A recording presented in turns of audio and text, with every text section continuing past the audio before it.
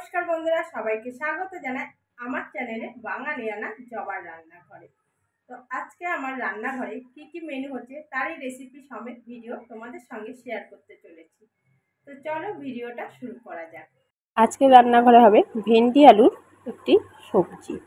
তার জন্য ভেন্ডি আলু, পেঁয়াজ কুচি, কাঁচা লঙ্কা কেটে নিয়েছি। মুরগির মাংসের স্যুপ হবে, মুরগির মাংস ধুয়ে রেখে দিয়েছি ভালো করে। স্যুপের জন্য আমি আলু, পেঁপে, পেঁয়াজ কুচি, 8 থেকে 9টা রসুন থেতো করে নিয়েছি, কাঁচা লঙ্কা আর আদা। এখানে আমি কোনো গুঁড়ো মশলা কিংবা বাটা মশলা ব্যবহার করব না।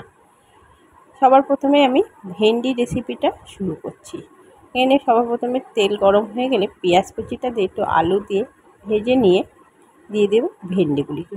একটু নাড়িয়ে চাড়িয়ে একে একে নুন, হলুদ গুঁড়ো, সামান্য একটু চিনি দিয়ে ভালো করে একটু ভেজে নেব।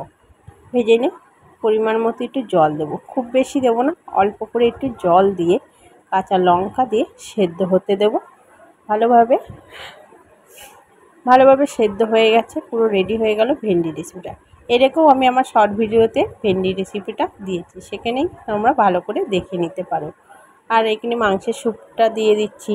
বাচ্চাদের জন্য মাংসের স্যুপ, বাচ্চা বা অসুস্থ কোনো মানুষ বা সবার জন্যই মাংসের স্যুপটা খুবই প্রয়োজন।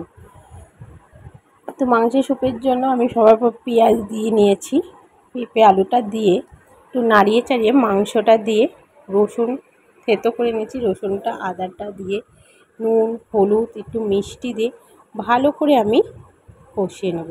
আমি তো খুব অল্প তেলে রান্নাগুলো দেখাচ্ছি। খুব সুন্দর করে কষিয়ে নিয়ে জল দিয়ে সে কাঁচা লঙ্কা দিয়ে দেবো। যারা একটু ঝাল খেতে চায় তারা কাঁচা লঙ্কাটা মেখে নিতে পারে। পেঁপেটা একদম আমার গাছের পেঁপে, পুরো ভালো করে সেদ্ধ। তো ভালো লাগলে অবশ্যই আমার চ্যানেলটিকে সাবস্ক্রাইব করবেন। আজ পর্যন্ত।